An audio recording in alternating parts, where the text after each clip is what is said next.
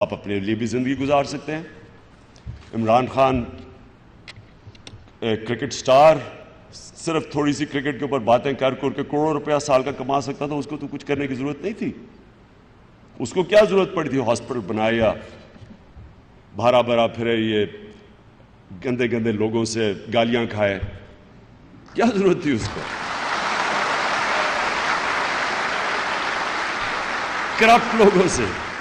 Corrupt لوگوں سے بے شرم لوگوں سے جو کہ کوئی ان کو فکر نہیں ہے کہ بیچارے آدھی آبادی ہماری ملک کی 2 وقت کی روٹی نہیں کھا سکتی. آدھی آبادی پوری ہائٹ پہ نہیں پہنچتی کیونکہ کھانا پورا نہیں ملتا. سٹنٹڈ گروتھ ہے آدھی 50% پاکستانیوں کی. 2.5 کروڑ پاکستانی بچے اسکولوں سے باہر ہیں. انصاف نہیں ہے.